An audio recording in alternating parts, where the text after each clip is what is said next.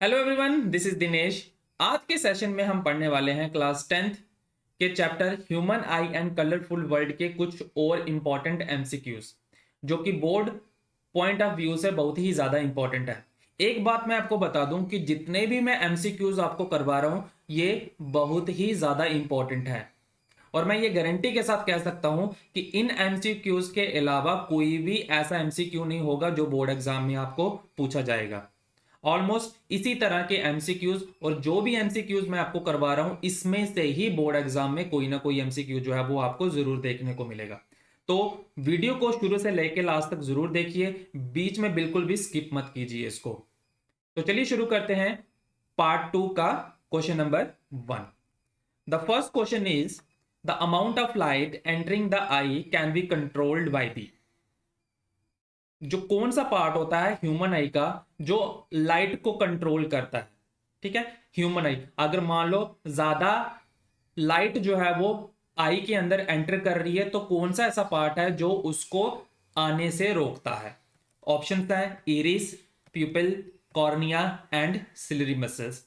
तो सबसे पहले हम देख लेते हैं ये डायग्राम जो आपको दिख रही है ये ह्यूमन आई की डायग्राम है। इसके कौन कौन से पार्ट होते हैं। ठीक है, फर्स्ट पार्ट जो आता है वो आता है कॉर्निया। जो आउटर सरफेस होती है उसे हम कॉर्निया कहते हैं। अब कॉर्निया का फंक्शन क्या होता है वो ऑलरेडी आप थ्योरी पार्ट में पढ़ चुके हैं, यहां पे मैं आपको पार्ट के बारे में थोड़ा डिटेल में बता दूंगा। कॉर्निया जो फ्रंट पार्ट होता है ह्यूमन आई का वो होता है कॉर्निया। कॉर्निया के बाद जो दूसरा पार्ट आता है वो आता है एक्वस ह्यूमर। ठीक है, एक्वस ह्यूमर के बाद आता है इरिस। इरिस और कॉर्निया के बीच में एक्वस ह्यूमर आता है, ये ध्यान रखना है आपने। सबसे फर्स्ट पार्ट कॉर्निया है, कॉर्निया के बाद एक्वस ह्यूमर, एक्वस ह्यूमर के बाद इरिस आता है जो कि कलर्ड पार्ट रहता है। आपने देखा होगा कि किसी की आईज जो है वो ब्लू कलर में होती हैं। ठीक है, तो वो ब्लू कलर में क्यों होती है, क्योंकि जो उनका इरिस वाला पार्ट होता है वो कलर्ड रहता है। वो जो इरिस है ब्लू इन कलर रहता है, इसलिए वो उनकी आईज जो है वो हमें ब्लू इन कलर नजर आती है। ठीक है, तो वो इरिस होता है। इरिस के सेंटर में एक होल होता है। ठीक है, इरिस के बाद जो सेंटर में आता है एक होल होता है उसे हम प्यूपिल कहते हैं। जो ब्लैक पार्ट होता है जैसे आप डायग्राम के अंदर आपको नजर आ रहा होगा, जो ब्लैक पार्ट है उसे हम प्यूपिल कहते हैं।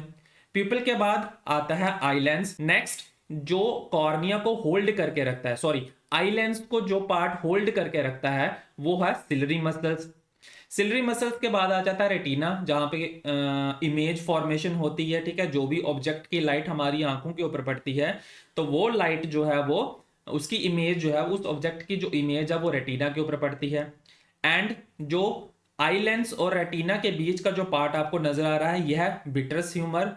And the last one is the optic nerves होती हैं जो कि सेंसेशन देती हैं हमें विजन की। जो ऑप्टिक नर्व्स आपके माइंड के साथ ब्रेन के साथ अटैच होती हैं जो कि सेंसेशन देती हैं विजन की। अब क्वेश्चन देखिए, क्वेश्चन को फिर से पढ़ लेते हैं। The amount of light entering the I can be controlled by. Light जो हाँ ह्यूमन आई के अंदर हमारी आंखों में पड़ती है उसे कौन सा पार्ट कंट्रोल करता है। तो उसे कौन सा पार्ट कंट्रोल करता है, उसे प्यूपिल कंट्रोल करता है। जो ब्लैक कलर पार्ट है, ठीक है, ये वाला जो पार्ट है ये कंट्रोल करता है लाइट को। ठीक है, तो इसका सही ऑप्शन क्या आएगा, प्यूपल।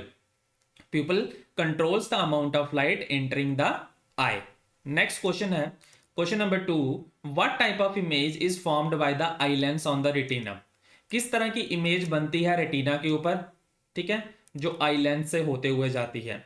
तो real and direct, virtual and inverted, real and inverted या वर्चुअल एंड डायरेक्ट। तो यहां पे मैं बता दूं कि रियल और इन्वर्टेड इमेज जो है वो बनती है रेटिना के ऊपर। तो सही ऑप्शन इसका आएगा real and inverted image.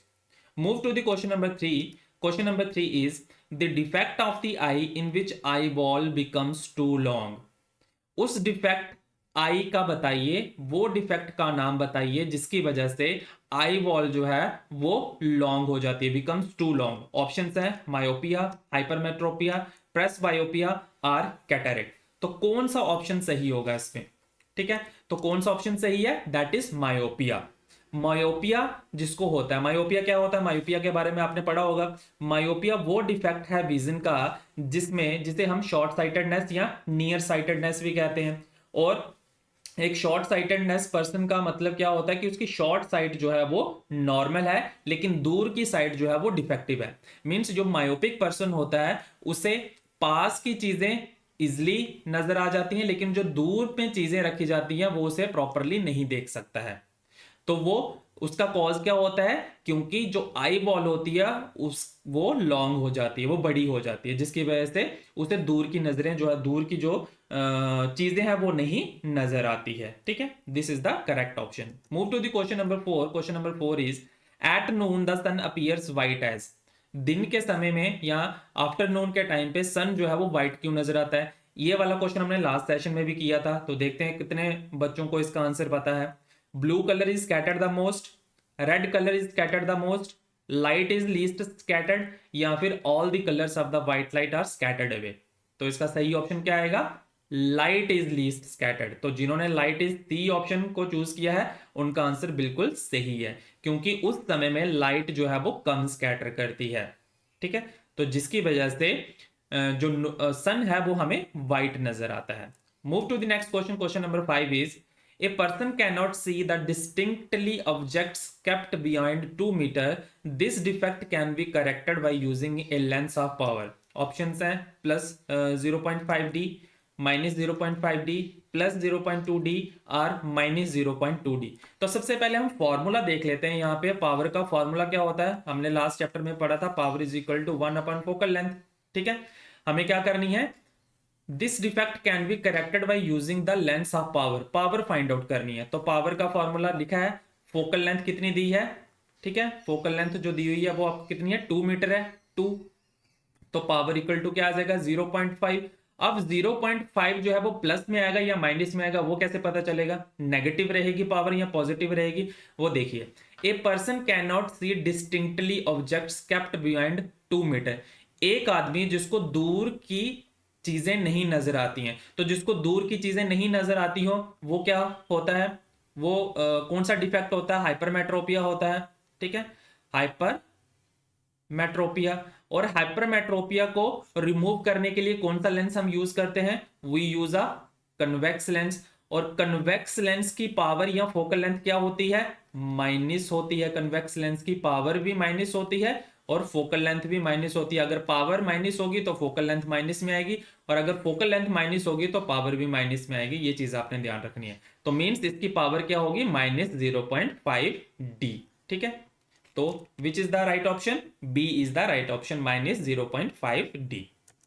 Move to the next question. Question number 6 is refraction of light by the earth atmosphere due to variation in the air density is called। Options हैं atmospheric reflection, atmospheric dispersion, atmospheric scattering और atmospheric refraction. तो सही option क्या है इसका, atmospheric refraction, जो already हमने last session में पढ़ा था। तो right option is atmospheric refraction. Move to the question number 7। The question number 7 is air layer. The air layer of atmosphere whose temperature is less than the hot layer behave as optically denser medium, rarer medium, inactive medium or either denser or rarer medium। तो यहाँ पे एक चीज आपने ध्यान रखना है, air जो ऊपर रहती है, ठीक है, एटमॉस्फेयर में ऊपर में रहती है, ठीक है, वो एक्ट करती है, वो क्या होती है, कोल्ड होती है, सॉरी वो हॉट होती है। ठीक है, हॉट एयर होती है अबव इन द स्काई। और वो एयर जो अर्थ के एटमॉस्फेयर के नजदीक होती है वो क्या होती है, कोल्ड एयर। ठीक है, ये क्या होती है, कोल्ड एयर। जो हॉट एयर होती है ये एक्ट करती है एज अ रेयरर मीडियम, और जो कोल्ड एयर होती है वो एक्ट करती है एज अ डेंसर मीडियम। तो क्वेश्चन देख लेंगे, the air layer of atmosphere whose temperature is less. वो एयर की लेयर जहां पे टेम्परेचर कम होता है, टेम्परेचर कम होना का मतलब क्या है, कोल्ड होना। ठीक है, एयर का क्या होना, कोल्ड होना। देन दी हॉट लेयर से, तो वो किस तरह से, कौन सा मीडियम की तरह बिहेव करेगी, वो बिहेव करेगी एज अ डेंसर मीडियम। तो the right option is option number A, that is denser medium. Move to the question number 8। Question number 8 is the focal length of the eye lens increases when eye muscles. Options हैं are relaxed and lens become thinner, contract and lens become thicker, are relaxed and lens become thicker, are contract and lens becomes thinner. Questions देख लेते हैं फिर से। The focal length of the eye lens, eye lens की जो focal length है वो increase करती है जब मसल्स क्या करते हैं, मसल्स का यहां पे मतलब है सिलरी मसल्स। ठीक है, जो हमने स्टार्टिंग में भी अभी पढ़ा, सेलरी मसल्स। तो जब फोकल लेंथ आई की इंक्रीज करती है तो उस टाइम पे सिलरी मसल्स क्या कर रहे होते हैं, रिलैक्स कर रहे होते हैं। ठीक है, यहाँ पे मैं थोड़ी छोटी सी डायग्राम बना के आपको जैसे समझा देता हूँ। तो सपोज कीजिए ये ह्यूमन आई है, ठीक है, ये आ गया आपका इरिस, ठीक है, पपिल, और ये होते हैं सिलरी मसल्स, इसके साथ लेंस अटैच हुआ होता है। ठीक है, जब रेज ऑफ लाइट पैरेलली कहीं दूर से आ रही होती हैं, ठीक है, पैरेलली कहीं दूर ऑब्जेक्ट से आ रही होती हैं इस तरह से, तो ये जब इस आई लेंस के ऊपर पड़ती हैं तो उस टाइम पे ये सिलरी मसल्स क्या कर रहे होते हैं, रिलैक्स पोजीशन में होते हैं। अगर सिलरी मसल रिलैक्स पोजीशन में है, इट मींस जो पावर होगी वो क्या होगी, सिलरी मसल्स अगर रिलैक्स पोजीशन में है तो जो पावर होगी वो कम होगी। ठीक है, तो इसकी कन्वर्जिंग पावर जो होगी वो कम होगी इस तरह से। तो ये इस तरह से इमेज जो है वो रेटिना के ऊपर पड़ेगी।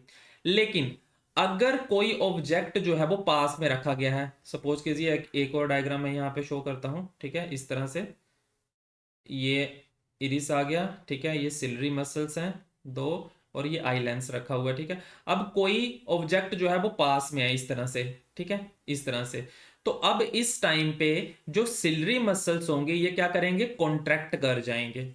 ठीक है, कॉन्ट्रैक्ट करने की वजह से क्या करेंगे, इसकी जो पावर होगी वो बढ़ जाएगी, और पावर बढ़ने की वजह से वो लेंस जो रेज ऑफ लाइट है उसको प्रॉपरली कन्वर्ज करेगा, कहां पे, रेटिना के ऊपर। ठीक है, तो यहां पे क्या कहा है, the focal length of the eye lens increases. तो फोकल लेंथ की, आई लेंस की, ये जो आई लेंस है इसकी फोकल लेंथ क्या होती है, इंक्रीज करती है। कब, जब जो सिलरी मसल्स होते हैं वो रिलैक्स पोजीशन में रहते हैं। और जब सिलरी मसल रिलैक्स पोजीशन में रहते हैं, ठीक है, ये सिलरी मसल्स है सपोज कीजिए, इसके साथ ये आई लेंस जुड़ा हुआ है, तो जब सिलरी मसल्स रिलैक्स पोजीशन में रहते हैं तो जो आई लेंस होता है वो थिन होता है, और जब वो कॉन्ट्रैक्ट करते हैं, ठीक है, कॉन्ट्रैक्ट करते हैं तो उसकी वजह से जो आई लेंस होता है वो क्या हो जाता है, एक्सपैंड हो जाता है। ठीक है, ये आई लेंस है और ये सिलरी मसल्स हैं। जब ये कॉन्ट्रैक्ट करेंगे, पहले रिलैक्स पोजीशन में थे इस तरह से, ठीक है, बिल्कुल रिलैक्स थे, लेकिन जब कॉन्ट्रैक्ट किए तो जो आई लेंस का साइज होगा वो भी बढ़ जाएगा, वो थोड़ा सर्कुलर शेप में हो जाएगा, जिसकी वजह से फोकल लेंथ क्या कर जाएगी, डिक्रीज कर जाएगी। ठीक है, तो यहां पे एक चीज का ध्यान रखना आपने, जब फोकल लेंथ आई लेंस की इंक्रीज करेगी तो सिलरी मसल रिलैक्स पोजीशन में होंगे, और जब फोकल लेंथ आई लेंस की डिक्रीज करेगी तो सिलरी मसल्स क्या करेंगे, कॉन्ट्रैक्ट करेंगे। ठीक है, तो वो कॉन्ट्रैक्ट करेंगे, और जो आई लेंस होगा वो क्या हो जाएगा, थिक हो जाएगा, ना कि थिन रहेगा। ये दोनों सिचुएशंस मैंने आपको बता दी। तो इसका सही आंसर है C part, are relaxed and lens becomes thicker. Move to the next question, question number 9। When a person is myopic, he can or she can clearly see. Options हैं both nearby and far off objects, only nearby objects, only far off objects, या फिर neither nearby nor far off objects। तो वो person जो myopic होता है, myopic का meaning क्या होता है, जिसकी नियर बाई साइट, जिसकी नियर बाई साइट नॉर्मल होती है, और दूर की साइट यानी कि डिस्टिंक्ट साइट, जो दूर की साइट होती है वो क्या होती है, डिफेक्टिव होती है। ठीक है, वो मायोपिक पर्सन कहलाता है।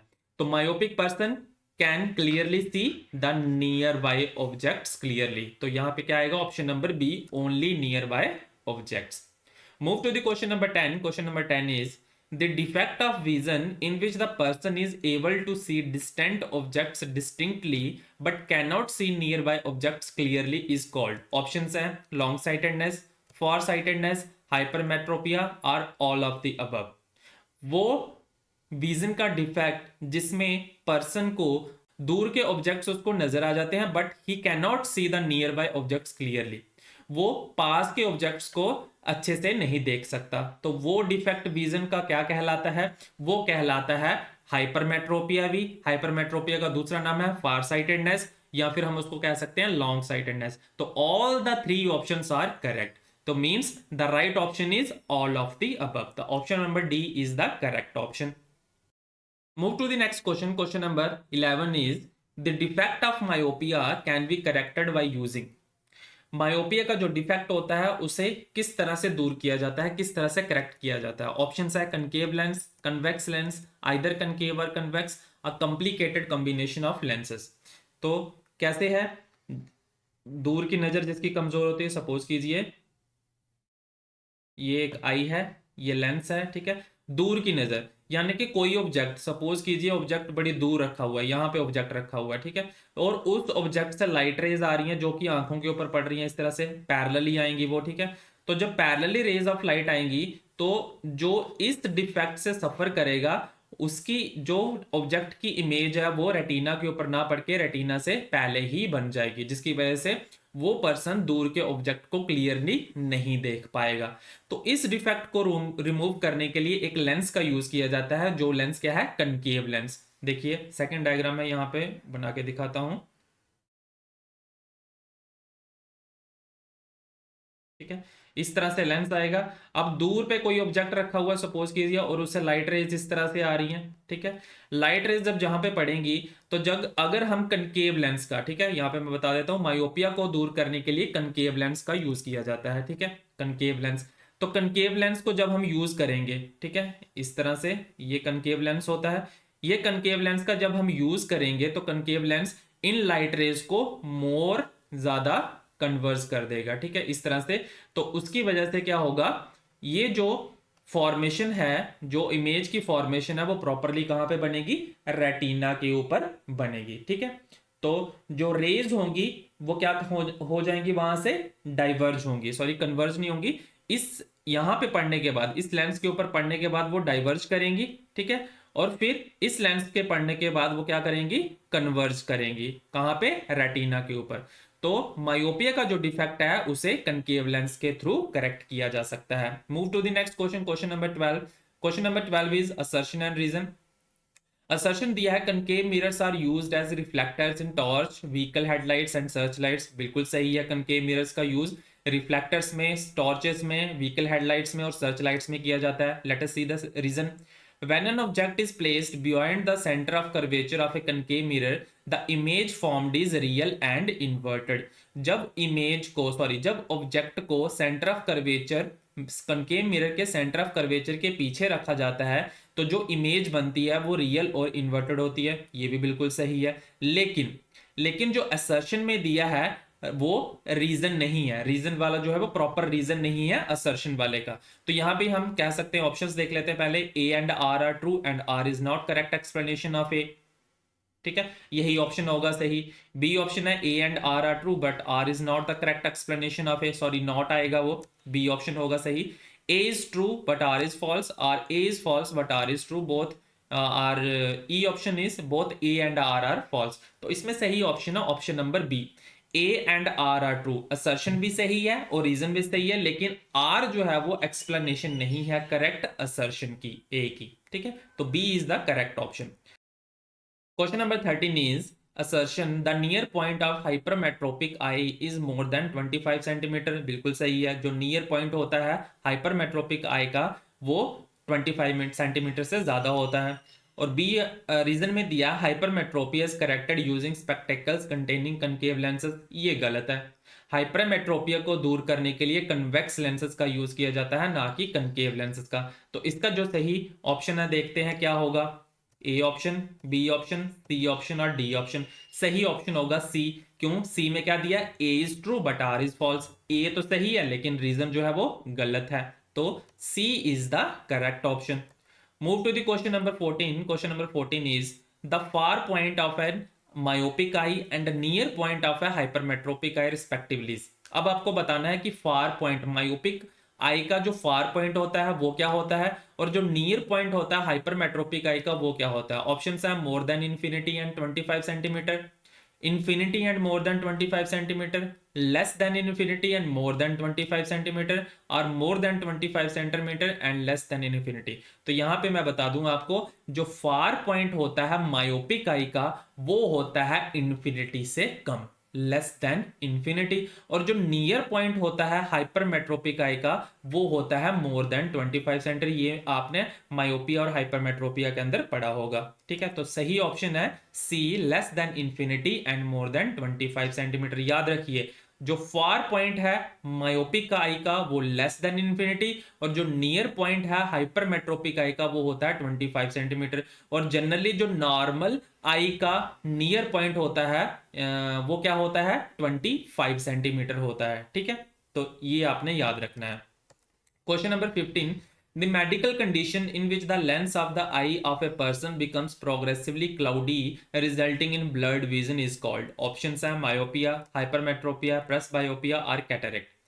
वो मेडिकल कंडीशन बताइए जिसमें जो आई लेंस होता है पर्सन का, एक आदमी का जो लेंस होता है यानी कि आई लेंस होता है, ठीक है, पर्सन का, वो धीरे धीरे धीरे क्लाउडी होता जाता है, रिजल्टिंग इन ब्लर्ड विजन, जिसकी वजह से आदमी को ब्लरी नजर आने लगता है। हर एक चीज में जिस ऑब्जेक्ट को भी देखेगा वो उसको ब्लरी ब्लरी नजर आएगा। तो वो उस डिफेक्ट को, उस मेडिकल कंडीशन को हम क्या कहते हैं? उस मेडिकल कंडीशन को हम कहते हैं कैटरेक्ट। ठीक है, मायोपिया तो हो नहीं सकता, हाइपरमेट्रोपिया भी नहीं हो सकता और प्रेसबायोपिया भी नहीं हो सकता। क्यों नहीं हो सकता? क्योंकि मायोपिया वो डिफेक्ट है विजन का जिसमें पास की नजर सही होती है लेकिन दूर की नजर कमजोर होती है। हाइपरमेट्रोपिया में दूर की नजर सही होती है लेकिन पास की नजर जो है वो कमजोर होती है। ठीक है, और प्रेसबायोपिया वो डिफेक्ट ऑफ विजन होता है जो कि ओल्ड एज पर्सन में देखा जाता है। और कैटरेक्ट एक ऐसी मेडिकल कंडीशन है जिसमें आई लेंस जो है वो धीरे धीरे क्लाउडी होती जाती है और जिसकी वजह से विजन जो है वो ब्लर्ड हो जाती है, ब्लरी हो जाती है। तो सही ऑप्शन है cataract. Move to the next question, question number 16।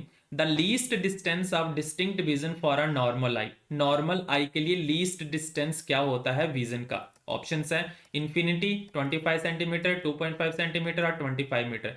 अभी मैंने आपको इसका बताया आंसर क्या आएगा नॉर्मल आई के लिए, 25 सेंटीमीटर। ठीक है, तो लीस्ट डिस्टेंस जो होता है डिस्टिंक्ट विजन का नॉर्मल आई के लिए वो होता है 25 centimetre. Move to the question number 17। Near and far point of a young person normal eye respectively. Near और फार पॉइंट यंग पर्सन के लिए वो क्या होता है?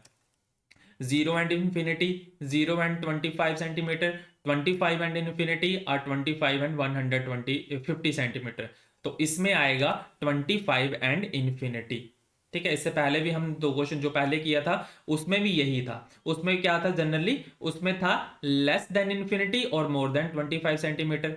ठीक है, क्योंकि वो डिफेक्टिव के केस में था, लेकिन यहाँ पे नॉर्मल एक यंग पर्सन की नॉर्मल आई का बताया गया है। तो नॉर्मल आई का जो नियर और फार पॉइंट होता है, नियर पॉइंट होता है 25 सेंटीमीटर और जो फार पॉइंट होता है यहाँ उसे वो कितना होता है? इन्फिनिटी होता है। तो this is the correct option.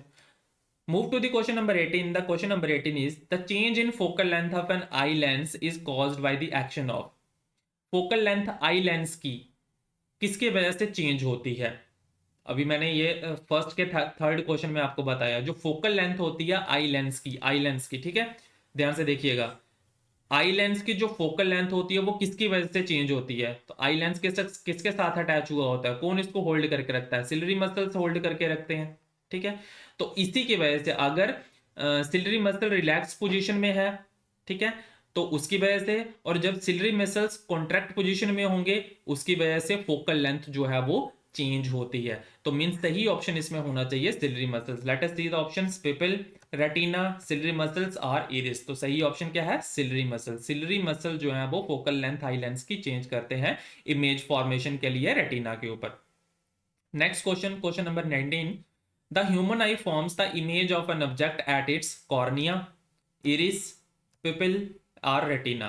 Human eye forms the image of object. Object की जो image होती है वो human eye कहाँ पे बनाता है? ये तो easy है, कहाँ पे बनती है image? retina के ऊपर। तो D is the correct option. Question number 20.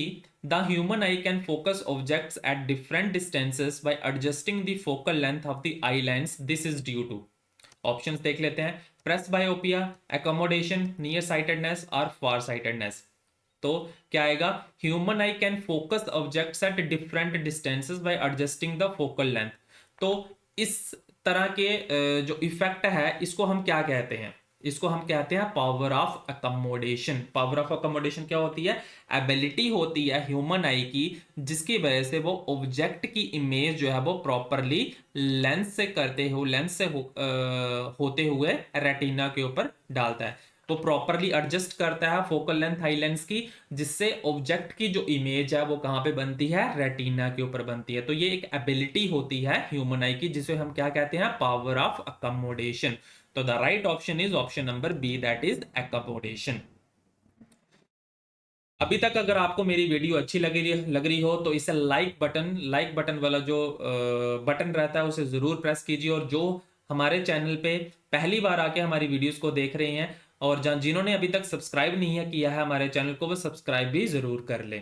ठीक है, चलिए बढ़ते हैं आगे क्वेश्चन नंबर 21 पे। Question number 21 is bifocal lens are required to correct. Bifocal lens means वो लेंस जिसमें कनकेव और कन्वेक्स लेंस दोनों यूज होते हैं। तो वो लेंस का यूज किस चीज को करेक्ट करने के लिए यूज किया जाता है? ऑप्शंस हैं एस्टिमेगेटिज्म, ठीक है, कैटरेक्ट, मायोपिया और प्रेस बायोपिया। तो बाईफोकल लेंस का यूज किया जाता है प्रेस बायोपिया के लिए। ठीक है, मायोपिया के लिए तो हमें पता है कौन सा यूज होता है, लेंस कनकेव लेंस यूज होता है। ठीक है, कैटरेक्ट के लिए तो कोई लेंस यूज करते ही नहीं है। ठीक है, और बच गया हमारे पास प्रेस बायोपिया। प्रेस बायोपिया के लिए बाईफोकल लेंस यूज किया जाता है। बाईफोकल लेंस होता है जिसमें combination of concave and convex lens दोनों का यूज किया जाता है कंबाइन करके। ठीक है, तो presbyopia is the right option. Move to the question number 22। Myopia and hypermetropia can be corrected by. Myopia और हाइपरमेट्रोपिया को किस लेंस की हेल्प से करेक्ट किया जाता है? ऑप्शंस हैं concave and plano convex lens, concave and convex lens, convex and concave lens और plano concave lens for both defects. तो मायोपिया के लिए क्या यूज करते थे हम, कौन सा लेंस? मायोपिया के लिए हम यूज करते हैं कनकेव, ये याद कर लीजिए अच्छे अच्छे से। और हाइपरमेट्रोपिया के लिए हम यूज करते हैं कन्वेक्स। तो पहले कनकेव बाद में कन्वेक्स, तो कनकेव और कन्वेक्स ऑप्शन नंबर बी। तो B is the right option. ठीक है, move to the question number 23। The muscular diaphragm that controls the size of pupil is. Options हैं कॉर्निया, सिलरी मसल्स, इरिस और retina. ठीक है, ये human आई है। अब इसमें से कौन सा पार्ट है जो कि क्या करता है, कंट्रोल करता है प्यूपिल का साइज, कि प्यूपिल का साइज बढ़ना चाहिए या घटना चाहिए, वो कौन सा पार्ट कंट्रोल करता है ह्यूमन आई का? तो सबसे पहले हम देख लेते हैं प्यूपिल कौन सा। प्यूपिल कौन सा होता है, ये जो ब्लैक कलर्ड स्पॉट है। ठीक है, ये ब्लैक कलर्ड जो है ये हमारा क्या कहलाएगा, प्यूपिल है। और इसको कौन कंट्रोल करता है, इसको कंट्रोल करता है इरिस। क्योंकि जितनी भी रेज ऑफ लाइट जो ऑब्जेक्ट से आती हैं वो जब अगर इस पीपल के ऊपर पड़ती हैं तो उसको कंट्रोल करने का काम जो है वो इरिस को होता है। सपोज कीजिए कि हमारी आंखों के सामने किसी ने अचानक से टॉर्च ऑन कर दी। अब टॉर्च की जो इंटेंसिटी होती है लाइट लाइट की वो बहुत ज्यादा होती है। तो क्या करेगा इरिस, क्या करेगा, अब ये जो प्यूपिल की आई बॉल है, ठीक है, ये जो प्यूपिल है इसको ये कंट्रोल करेगा। ठीक है, जो साइज है प्यूपिल का वो कौन कंट्रोल करेगा, इरिस कंट्रोल करेगा कि साइज प्यूपिल का बड़ा होना चाहिए या कब होना चाहिए। क्योंकि इंटेंसिटी ऑफ लाइट ज्यादा है, अगर इंटेंसिटी ऑफ लाइट ज्यादा होगी तो प्यूपिल का साइज कम हो जाएगा, ठीक है, स्मॉल हो जाएगा। और अगर आप किसी डार्क रूम के अंदर एंटर करते हैं तो वहां पे लाइट कम होती है, तो उस केस में इरिस क्या करता है, प्यूपिल के साइज को बड़ा कर देता है, लार्ज कर देता है, ताकि ज्यादा से ज्यादा लाइट जो है वो आंखों के ऊपर पड़े और उसकी जो ऑब्जेक्ट से हमें लाइट रेज आ रही है वो उसकी फॉर्मेशन जो है वो रेटिना के ऊपर हो। तो इसका सही ऑप्शन आएगा option C, that is iris. Alright, move to the question number 24। The black opening between the aqueous humour and the lens, lens यानी कि आई लेंस इज कॉल्ड। तो जो ब्लैक ओपनिंग होती है एक्वस ह्यूमर और lens के बीच में उसे हम क्या कहते हैं? ऑप्शन है रेटिना, इरिस, कॉर्निया और पीपल। ये आई की डायग्राम है। ठीक है, तो black opening between the aqueous humour, तो पहले aqueous humour, this is the aqueous humour, ये एक्वस ह्यूमर है, ये बाहर वाला पॉट कॉर्निया है। ठीक है, दिस इज कॉर्निया, कॉर्निया के बाद क्या आएगा, एक्वस ह्यूमर। एक्वस ह्यूमर और आई लेंस के बीच में लेंस कौन सा पार्ट है, ये आई लेंस है। ठीक है, this is the eye lens. तो इस एक्वस ह्यूमर और आई लेंस के बीच का पार्ट क्या आ रहा है हमारा, ये पपिल। ठीक है, जो black coloured, black in colour है, तो इसका सही ऑप्शन आएगा पपिल। ठीक है, तो जो ब्लैक ओपनिंग होती है, ब्लैक ओपनिंग के बारे में पूछा कि ब्लैक ओपनिंग जो कि एक्वस ह्यूमर और लेंस के बीच में आती है उसे हम क्या कहते हैं, प्यूपिल कहते हैं। ठीक है, next question, question number 25 is the major convergence of rays reaching the eyes is done by. Major convergence of rays reaching the eye is done by, option है cornea, eye lens, vitreous humour और aqueous humour.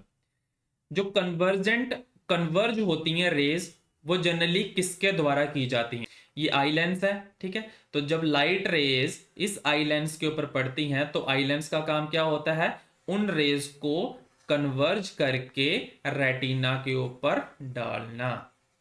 ठीक है, तो जो convergence वाला part होता है वो आई लेंस करता है।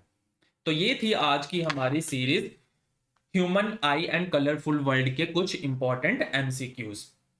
आई होप आपने हर एक एमसीक्यू को अच्छे से देखा होगा और अच्छे से समझा भी होगा, क्योंकि ये एमसीक्यू इतने ज्यादा इंपॉर्टेंट है। ये मैक्सिमम एमसीक्यू जो मैंने लिए हैं वो एनसीईआरटी की बुक में से लिए हैं, और कुछ एमसीक्यूज जो प्रीवियस क्वेश्चन पेपर्स में आए हुए हैं वहां से लिए हुए हैं। तो ये एमसीक्यूज बहुत ही ज्यादा इंपॉर्टेंट है एग्जाम पॉइंट ऑफ व्यू से। तो अगर आज की मेरी वीडियो ये अच्छी लगी हो तो ज्यादा से ज्यादा लाइक कीजिए, सब्सक्राइब कीजिए हमारे चैनल को, और इस वीडियो को ज्यादा से ज्यादा अपने दोस्तों के बीच में शेयर कीजिए। मिलते हैं अपनी नेक्स्ट वीडियो में एक नए लेसन के साथ विद न्यू एमसीक्यूज। तब तक के लिए थैंक यू सो मच।